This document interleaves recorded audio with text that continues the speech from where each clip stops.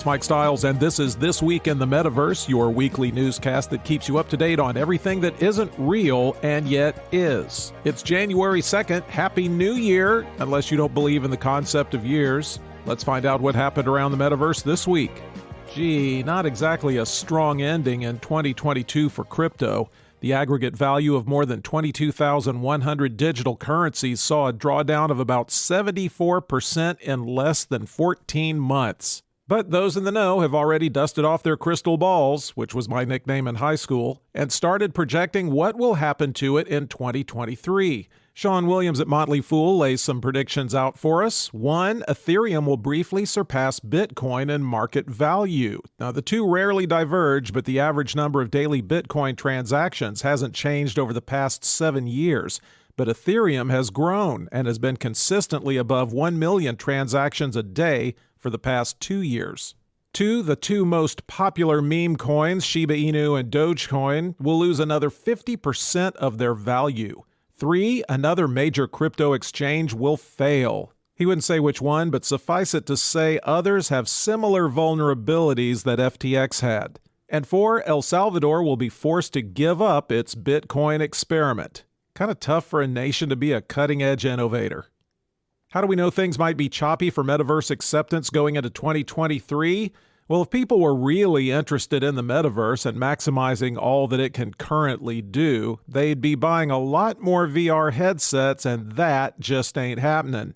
Me, I don't even like to wear hats. Even with Facebook changing its name to Meta and going all in on the Metaverse, the public just wasn't intrigued enough to shell out for the fashionless faceware. Not only did sales not go up, shipments actually slumped more than 12% year over year globally in 2022. In the U.S., headset sales have fallen 2%. Meta's Reality Labs has lost about $16 billion since the start of 2022.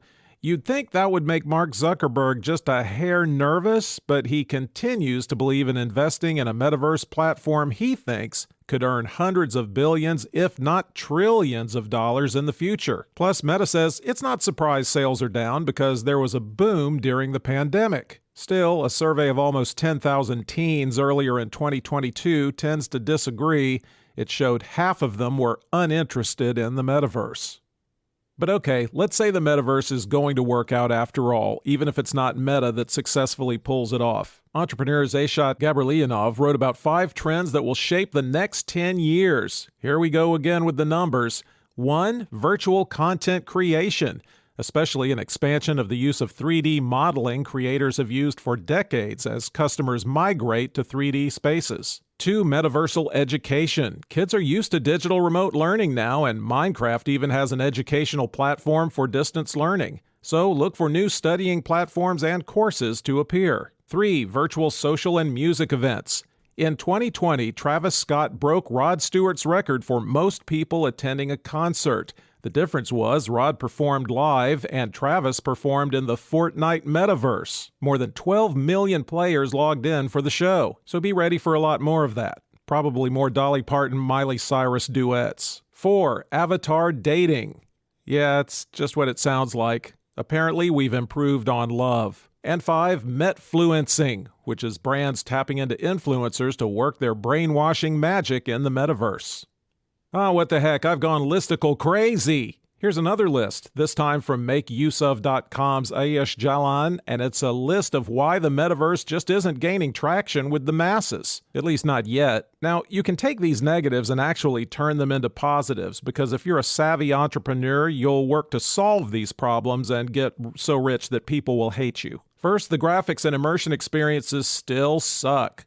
People understand the metaverse, they just aren't seeing the fulfillment of any of its promised potential. Second, the headsets are expensive and bulky, and guess what? People don't want to pay top dollar and be uncomfortable to access an experience that does suck. Turns out they're not as dumb as we thought. Third are the security and privacy issues. A lot of people who did venture into the metaverse got bullied and sexually harassed, so, not big fans. And last, ironically, is the fear we'll actually like the metaverse. Like a lot. Like we'll disconnect from reality and spend most of our time there. Geez, let's hope it stays bad then. The Block reports that monthly sales on metaverse platforms fell 96% in 2022. from 49.2 million to 2 million. One day, I'm going to have some positive Metaverse news to report to you, but it ain't going to be today. Metaverse land prices also fell 90% from the beginning of the year. Oh, here's something positive if you're a fan of the sandbox. It started out the year losing its land sale dominance to NFT worlds, but wound up bouncing back to finish up with 54% of market sales in November 2022. It also saw the highest number of unique users among any other virtual world platforms, with a little over 17,000 users, beating out the number 2 platform, Decentraland. Decentraland did finish the year with the most valued Metaverse land parcels, with an average of $1,780 per parcel. Now cash in those savings bonds Grandma gave you and start buying pretend property. Home Depot's slogan is, "Hey, want to see my tool?" No, it's not. It's, "You can do it, we can help." And now they apparently want to help in the Metaverse. Chris Furmeister at the Atlanta Business Chronicle says the company's sales have soared thanks to high demand for home renovation projects. See, when you're a prisoner in your own home because of a global pandemic, you want new countertops. Now the top dogs at Home Depot are thinking people will want to fix up their virtual properties in the Metaverse too.